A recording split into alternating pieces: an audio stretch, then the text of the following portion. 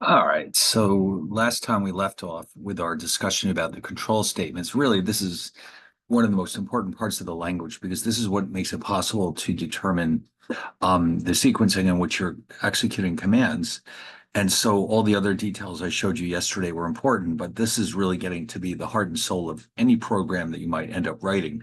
So we'll start with the control statements that you see here: if then, for next, do until, do while, select case, and go to. Now, realistically, it's these two that you'll be using the majority of the time. These are for more specialized cases: do until, do while. Select case is, again, something that's a little bit more specialized. It's meant for cases where you have several different choices, and they may not necessarily follow each other numerically. And then go to is like a blast from ancient history in computer science. In the early days of programming languages, go-to statements were used, and they led to what is often called disparagingly spaghetti code, which meant it was almost impossible to trace the logic with all these go-to statements floating around. But very, very, very occasionally, you might find it helpful. So it's in here too, but the chances of you needing it are pretty remote. So anyway, we'll start with if then. So then really the whole point of this statement is that the computer will do something as long as a certain condition is true. That's all it is. Okay. So for example, now look at this simple case.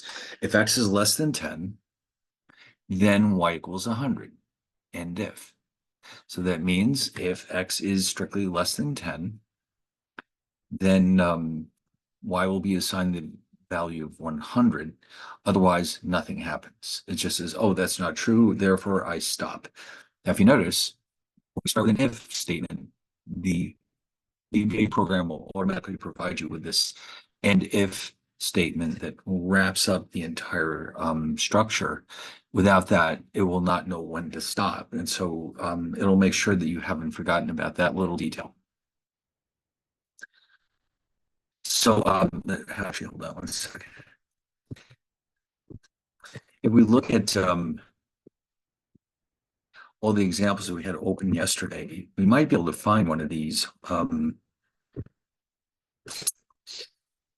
Let's see if it's still open. Yeah, here it is.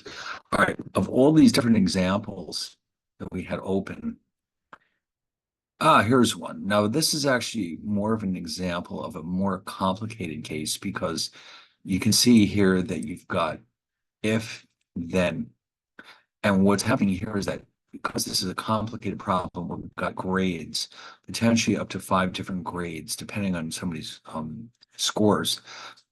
What this does is it extends the if-then statement to say, well, listen, instead of all or nothing, what it might do is say, well, listen, if in this case, as you can see, if the average is less than 60, then give the student an F. But if not, we have other choices. For example, if their grade is between 60 and 70, then they get a D. And if that's still not the condition that we're running across, we can try my grade is C if their grade is between 70 and 80. And it goes all the way down to A. But if you notice, these require this statement, else if. So this complicates everything quite a bit. So the original if-then statement is quite simple, but you can see it can be extended if we need it. So yeah, just very simply if, then, and if. End of story. Then, oh, all right, here we go. That was a coming attraction, I guess. Else if is for more complicated situations where it's not just yes or no, where there could be multiple possibilities that we have to think about, like what your grade is on a test. Could it be an F, a D, a C, a D, a B, or an A? So here's one that I put together. This one's a little bit simpler. This is a function that we're writing with property tags. And if you notice, I'm making sure that when somebody provides the price to this function, that it is treated as a single precision variable, which in other words, it can be dollars and cents rather than just an integer. And so here, if you notice, it says if the price is less than 200,000, then the property tax is 5,000. And again, be careful. This has to match the spelling of the function. Okay, that's how it knows that this is the information that goes back to the function. But else, Well, actually, this one doesn't even need an else if because there's only one other condition. Else property tax is 7,500. So in other words, and the else if is for even more complicated situations where there could be potentially even more possibilities. So here, because there's only the two of them, we can keep it simple and we can just have less than 200,000. We have this property tax. Otherwise, no matter what else is true, then it's going to be 7,500. And then we have if, we need an end if to follow it. And of course, the function itself needs an end function statement, both of which are supplied to us automatically by VBA. Okay. I don't know if I have any more examples like this.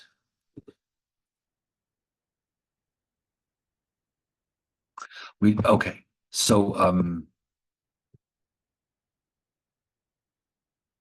then yes, then we mentioned else if. Else if is for more complicated cases. So let's go back and revisit that example of the grades because there's five possibilities instead of just two. That's why we need the else if statement so that it continues until we've exhausted all the possibilities. So if you notice here, as we get towards the end, first, if the average is below 60, then we give it the person an F, and the program actually stops at that point.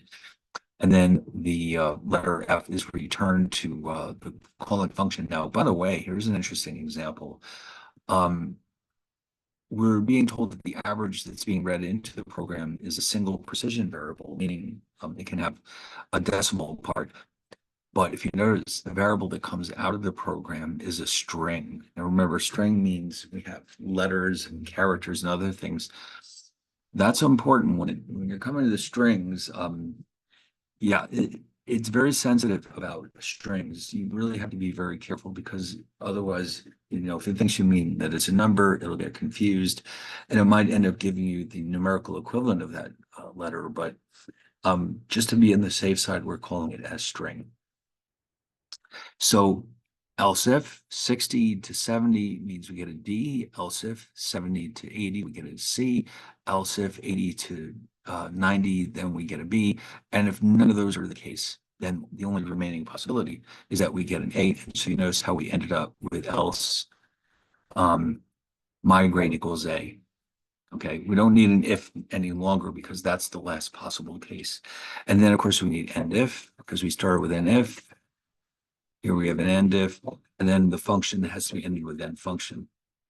Okay. All right. My printer shows that exact moment to start testing itself. All right. Anyway. Oh, okay. Sign result X is single S string. Okay. So single precision variable X is coming into the function, and we're producing a string variable on the way out. If X is less than 0, then sign result. And again, make sure these are spelled exactly the same. Equals, and also when you're using a string variable, make sure that it's contained in quotes. And if you notice, the next possibility is that it's exactly 0, neither positive nor negative. So we really need three possibilities here. We need strictly less than 0, strictly greater than 0, and 0 itself because of the way it's set up.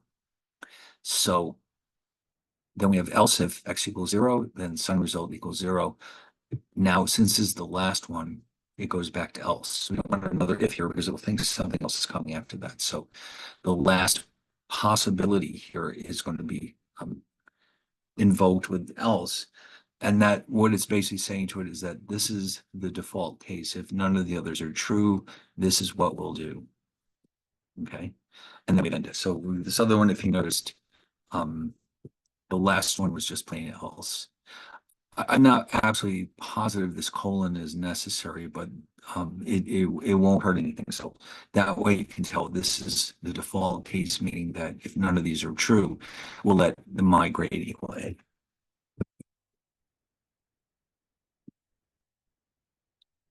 Now, by the way, I do want to mention here that when you have a messy case like this one, there's a special structure designed for these types of situations called case, and it makes it a little bit easier to organize a situation where there's many possible values that could come out of this. So the else if structure is fine as far as it goes, but it can get very cumbersome. So when you have a very complicated situation like this, one of the other control structures might be a better choice. Okay, we'll get to that. Here's and. We haven't used this up to this point. Now remember, that's a Boolean variable. It has to be defined that way. And oh, this is the example we were just looking at. But if you notice here, there's the keyword and. Okay. So and means this is true and this is true, right? So that way it knows that if it's just one of them, that's not good enough. It has to be both. So this is the Boolean operator. It's understood by VBA what it means. You don't have to define it. In fact, it would get confused if you did. But and is one of those Boolean operators that it comes with. And so anyway, for next. Now this is another, you're probably gonna use it a lot. If you know in advance how many times you're going to need to repeat a process, this is probably the way to go. Because it's basically saying do something a fixed number of times, and I will tell you how many times that is. So here we go. So here's your function counter, and as integer, sum. Now this sum, by the way, is an internal variable. It'll only be used inside this function. It'll not appear outside of the function. It's an integer, of course. We have to implement it, or we initialize it as 0 just to make sure. If you don't do this part, you're asking for trouble, because if you assume that it starts at a 0, that isn't necessarily going to be true if you've run a similar program earlier and that word sum is still in the memory somewhere. So just to be on the safe side, just, whatever variable you need to use, you should always initialize it as 0. Okay. It's like anything else. Make sure you always make sure you locked your door, things like that. Just make sure that you're starting at 0. Now here's the loop, and it's called a for loop, or for next loop. For x equals 1 to n, sum is incremented by whatever the sum is now plus x. Then you go on to the next x. Now this will continue until we reach n, whatever that number is at the end. Whatever the sum is that was accumulated in this loop, it's going to be assigned to this variable counter, which in turn is the name of the function. So if you want to see how this works, let's copy this code into the notes and let's just follow the logic. All right, so this is the code. So imagine yourself passing in, let's say, a 5.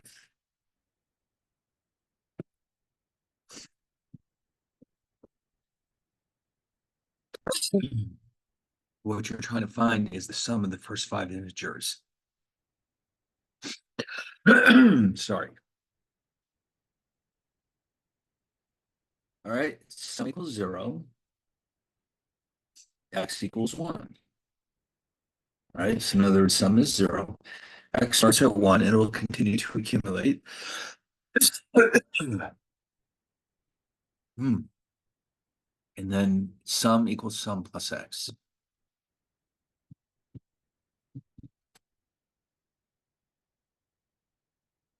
Great. Then it goes on to the next x.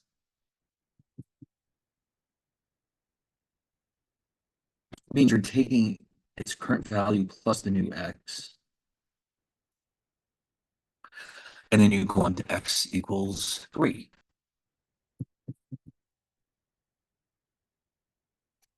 So since it says sum equals sum plus x, you take the current value, add the new x.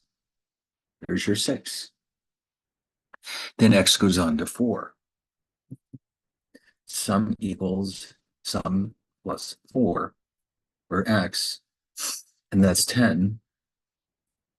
And then for the last time, because remember n is 5, so therefore we're only going to go out to 5. X is 5. Sum equals sum plus x, which means 10 plus 5. 15.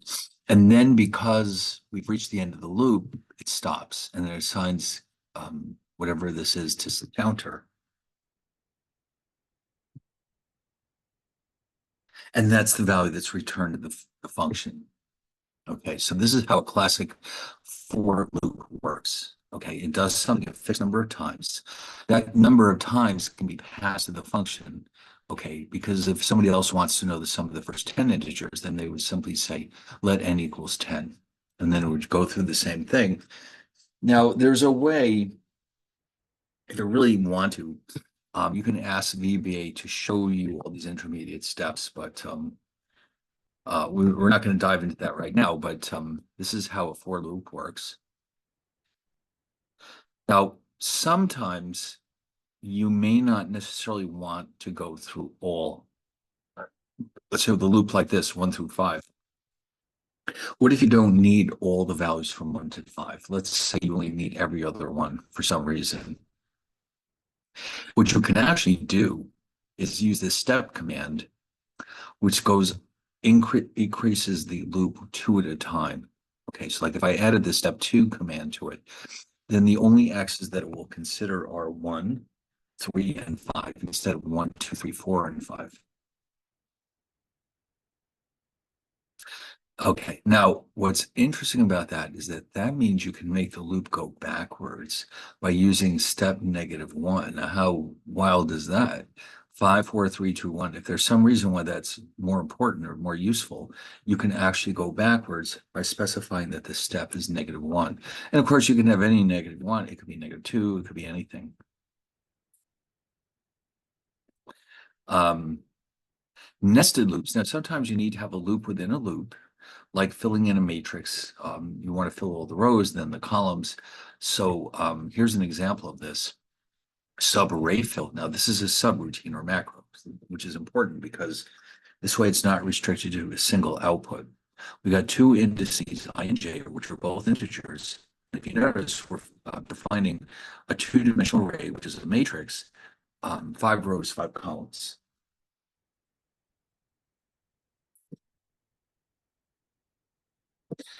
As an integer, which means that the matrix will only contain integers. How do you fill it in?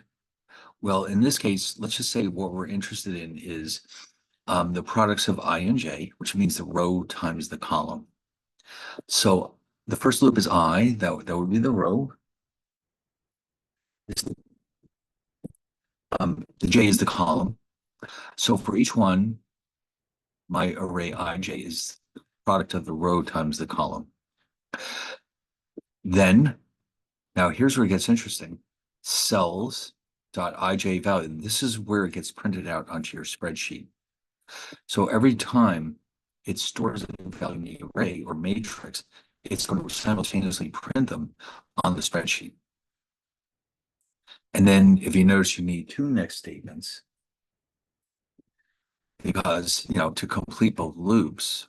And so in other words, for the first row, you'll fill in all the columns. And then the next row, same thing, go across all the columns, and then you'll eventually be finished. Okay, so that's what this is illustrating here.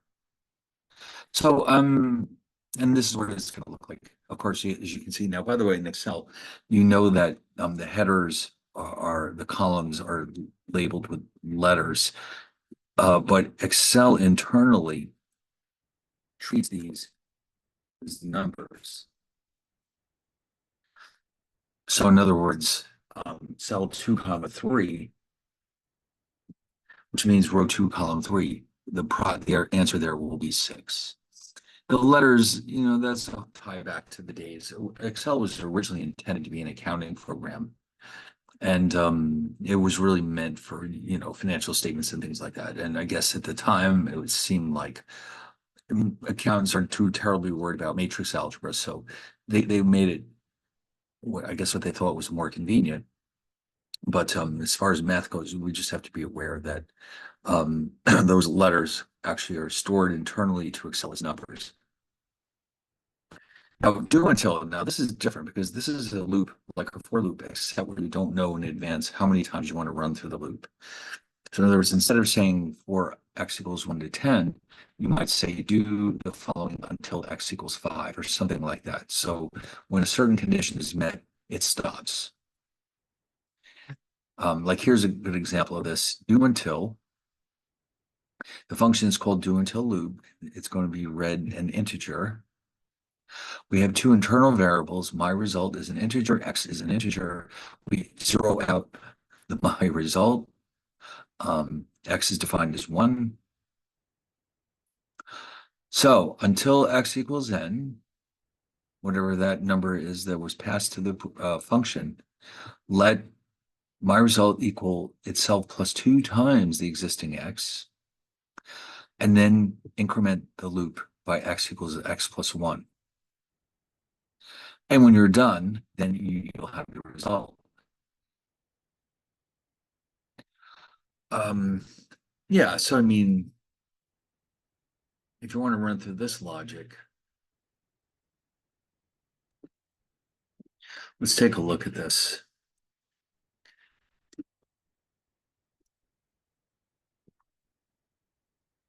And yeah, I missed the last one. Here we go. Let's put these in here.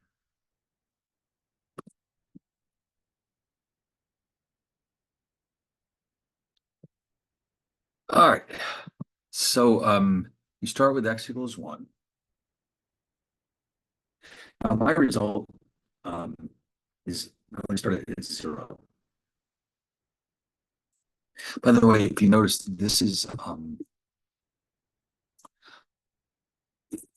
where we're using to keep track of results. But at the end, because the function is called do until loop, at some point you have to assign a number to do until loop. So the way we do this is we let my result be a counter variable. It keeps track of information. And then when we're done adding to it, we let that be equal to do until loop. And that's what gets returned to the function. Okay. So if you left out this last step here, you would never get a result because it's looking for do until loop and it only is finding my result. It doesn't know what that means. All right. All right. So do x until x equals n. My result is the current value plus 2x, which means 2. Okay. Then x is incremented.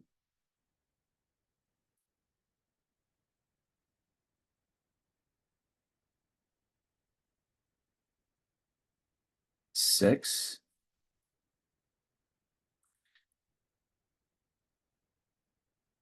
So keep in mind, oh, I forgot to specify. Let's just say we chose 5 for n, which, by the way, the way this is set up, this could have easily been done with a traditional for loop. Now that I'm looking at it, usually the advantage of do until loops is that it might say do until x is more than a certain value or less than a certain value, that kind of thing. Right now, we're not really taking full advantage of its capabilities. But you're still at least seeing how it works. But here, my result is equal to itself plus 2 times x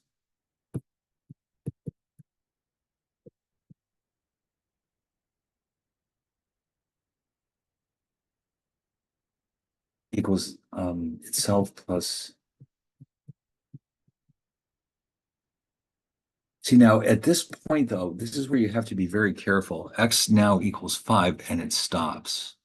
That's one of the quirky things about this. You might think it's going to go on one more time, but it's not. Once we come out of that last loop, once we execute this, once x equals 5, it will not go on and do another one. So the final result here is 20. So I personally think the for loop is the one you should use unless it's really necessary because it can get terribly confusing. All right, what other fun things to have here?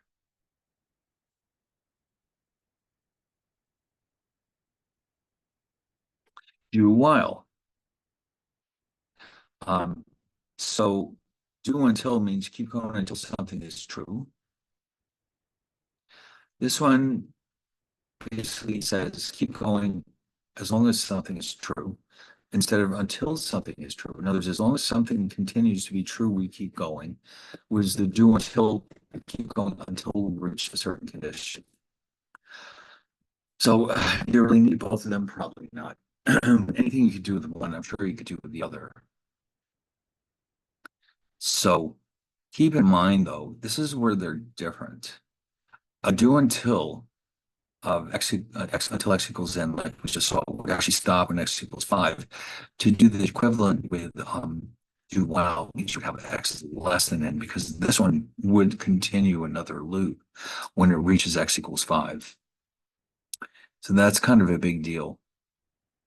You have to know which one it is. So in fact, it looks like I went ahead and did exactly that. And so here we do while at x less than n.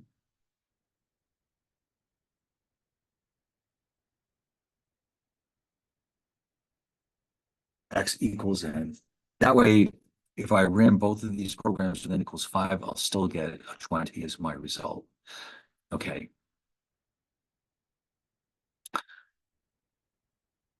Select case. This is what I started to tell you about before. And this is something that might be a better choice if you're using, let's say, grades, because you've got 5 possible grades. And all those if else's can get incredibly messy.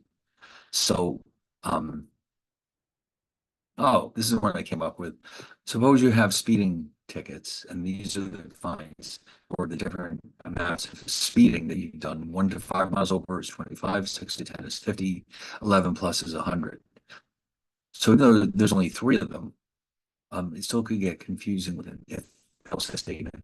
So here, if you notice, start with function find, speed is an integer. The result of this function will be, the find will be an integer as well. And if you notice, we have select case speed, that's the variable that's being passed into the program. And there's 3 cases, 1 to 5, 6 to 10, um, more than 11, 11 or more, sorry, greater than or equal to 11. And that's exactly how you would type it.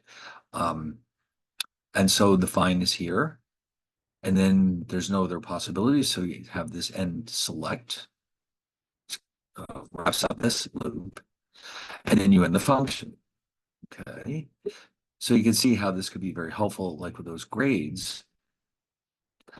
You can come back here and change it so that it's a case, okay, instead of a bunch of else ifs, because that can get, like I said, terribly, terribly confusing.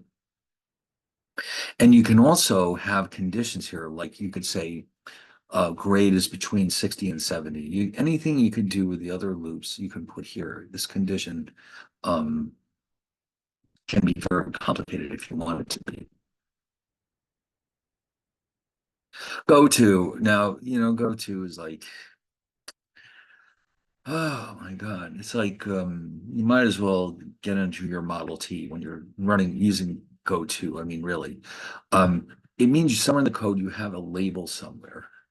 In this case, it's called error.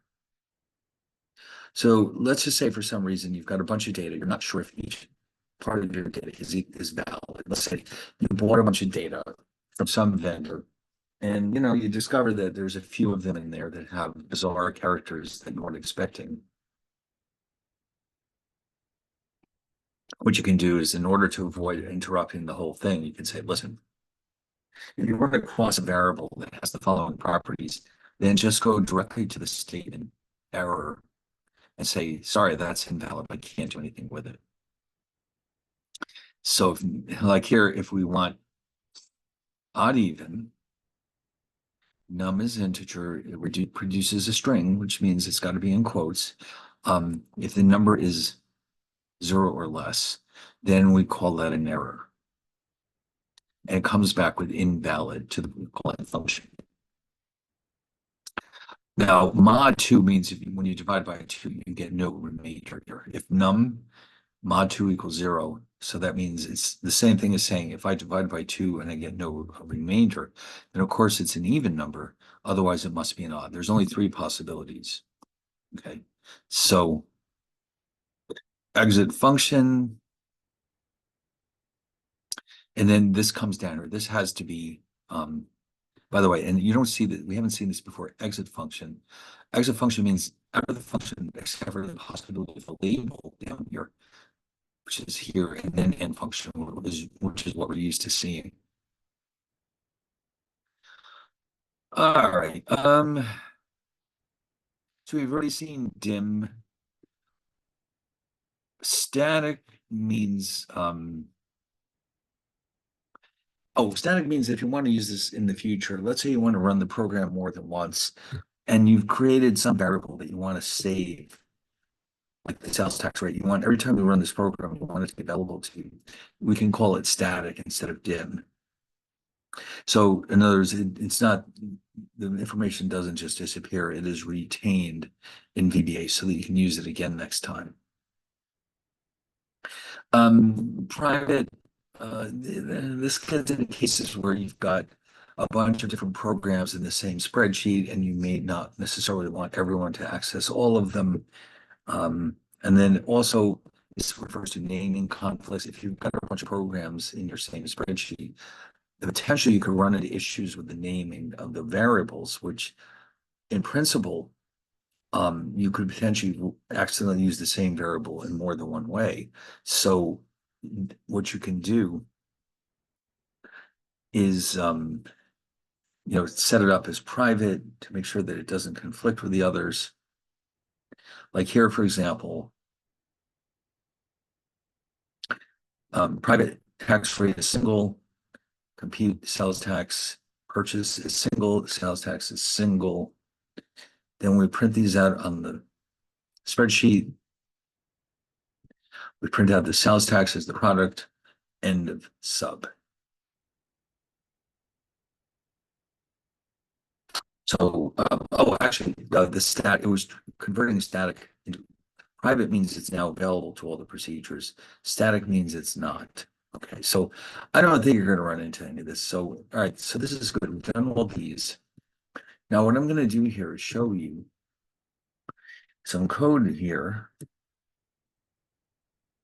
that have opened up. Now, this program is designed to calculate Black-Scholes prices.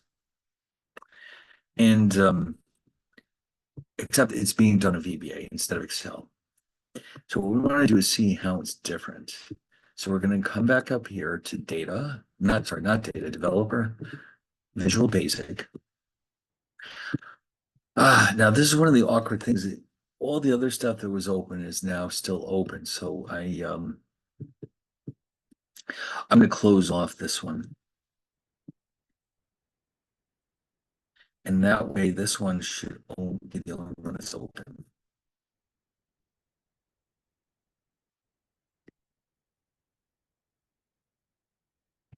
Oh my God, it's really, why did it do that?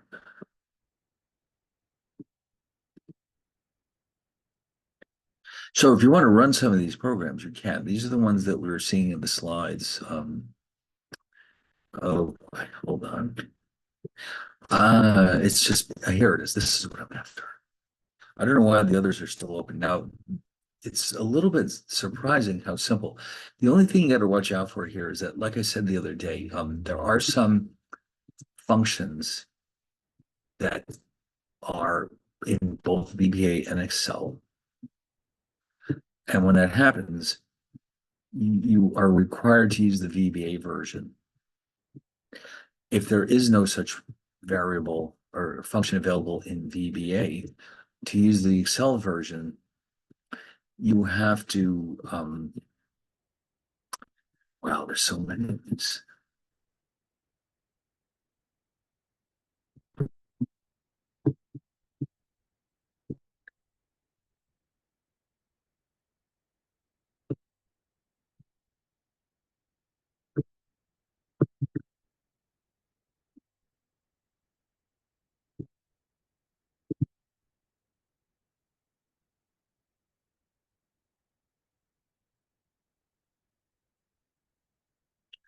All right, we're almost there. All right, now you'll probably be surprised by how straightforward this is. Let's see. Now, unfortunately, there doesn't seem to be a way to make this any larger. I'm not aware of one. So I'll tell you what I'm going to do. Let's copy this into a Word document so we can make it bigger.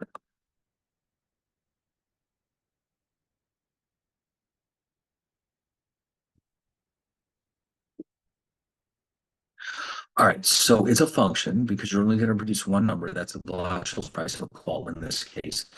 And if you notice, it's going to need a lot of information. The stock price, the strike price. Let's say it's a stock option. Stock, strike price, R is the risk-free rate of interest. Q is the dividend yield if there is one from Merton's model. If not, you just put a zero there.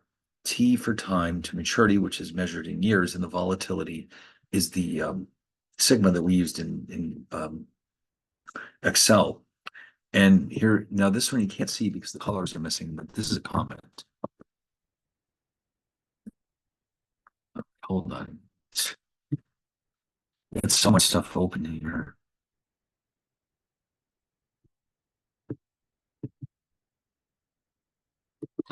Yeah, see the green means it's a comment. It starts with an apostrophe.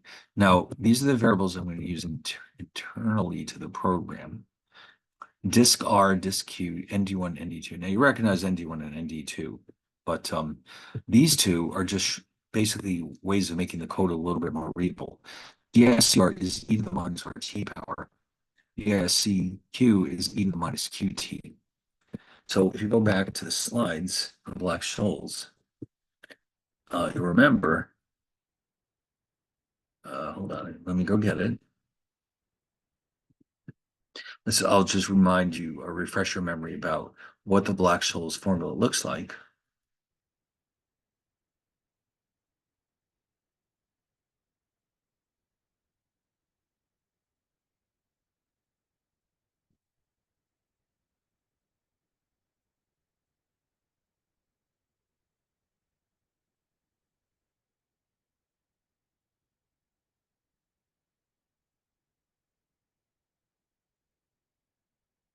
So the original Black-Scholes model does not have allow for any cash flows to the asset that we're pricing. So e to the minus RT is this piece here. Once we allow for that, the possibility in the more advanced version of this, which is derived by Robert Merton, the way we represent the cash flow to the asset is with the Q. So there it is. So e to the minus QT is here. Okay, it'll just make things a little cleaner. And then, of course, we know what ND1 and ND2 are.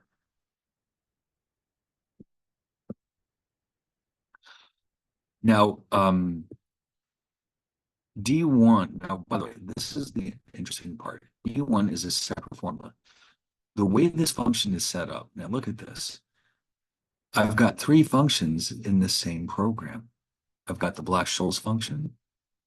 I've got D1, a separate function for D1, and a separate function for D2, and they can all exist together side by side.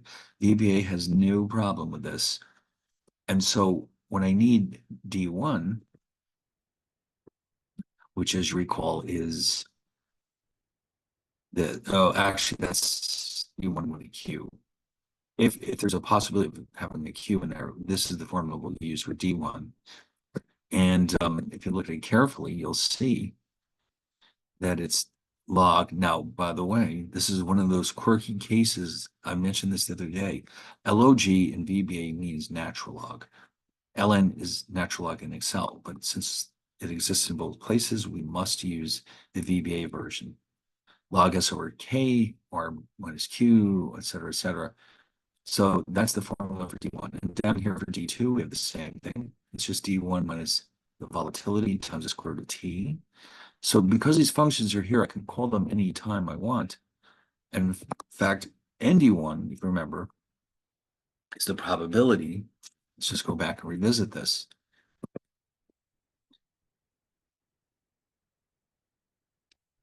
Once we know D1,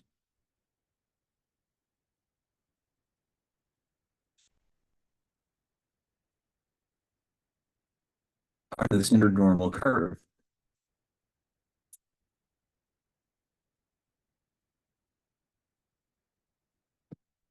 then that's a probability. And the Excel command for that is the one we have to use. It does not exist in VBA. And so it's called norm s dist. Oh, sorry, that's wrong. It's this one. Now, if you notice, we're kind of doing two things at once here. And by the way, in order to use an Excel command, you must use this application keyword first.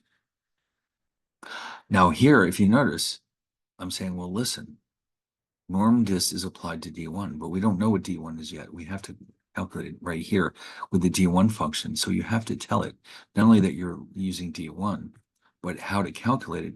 So that means here you're actually calling the D1 function and passing the results to application.normsdist. So kind of killing two birds with one stone. You're calculating D1 here from this function. And once you have that number, it goes into the normsdist function in VBA, Excel rather, and comes up with the appropriate probability. Same thing true with D and T2. And now you recognize this formula. It's easier to read it, I guess. This CQ, remember, is e to the minus QT.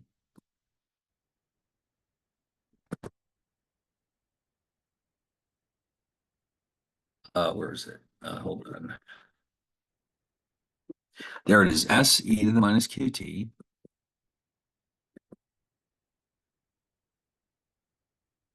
So, where is it?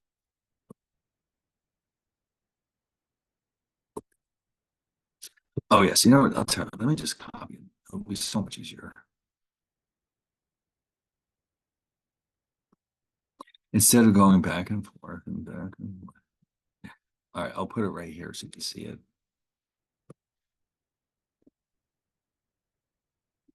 So that's not part of the code. I don't want anyone to get confused. I put it there for reference purposes.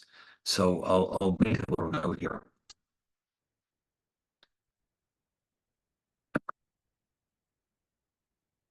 So you can see how they line up with each other. Okay, and then and that's it. Believe it or not, that's the whole Black-Scholes formula. Wow. Because of the way it's set up, it's very straightforward. Now, what about protocol parity? Well, we have another program here that can do that. Let's go back to the slides. By the way, once that's in place, you can see that what you're actually doing here is saying, well, this is what you have to do to call that function. And remember, it needs to know SKK, R, QT, and Paul. It's a little awkward, but those are already sitting here. So what we normally do is use cell references rather than constants. That way, if I change something, it automatically updates itself. Like if I change this to 53, you'll see the results right away. And that's kind of nice. This one down here is a separate example, by the way. So then the Pocal Perry condition, we have a program here that which is designed to take the information from the call and turn it into a put. The code is here.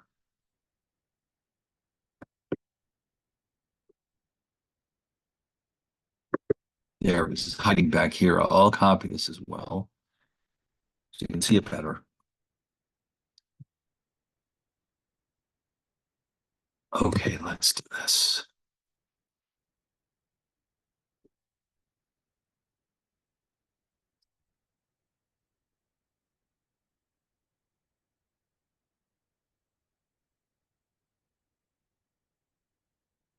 Oh, this is actually not the Pocal parity condition. This is the alternative formula, which is down here. In other words, this formula, if you don't need the call price if you do it this way.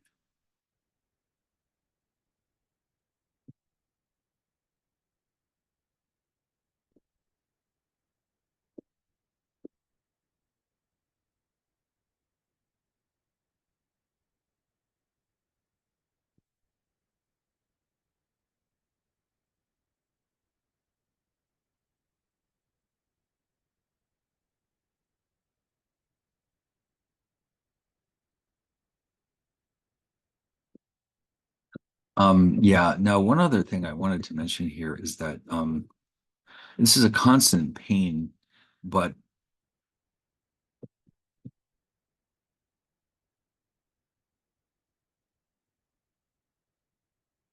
when you see X and K, half the option pricing textbooks in the world use K for the strike price, and half of them use X. And sometimes you'll see them both.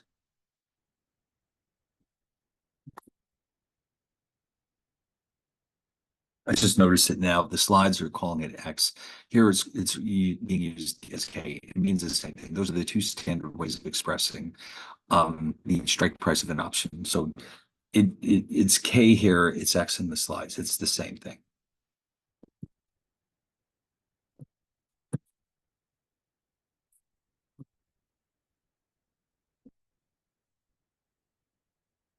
Now, of course, if you don't want to do it this way, but you can see why it would be very nice to have its own separate formula here because otherwise you have to, if you're going to put call parity, you're going to have to call on another program to come up with the call price.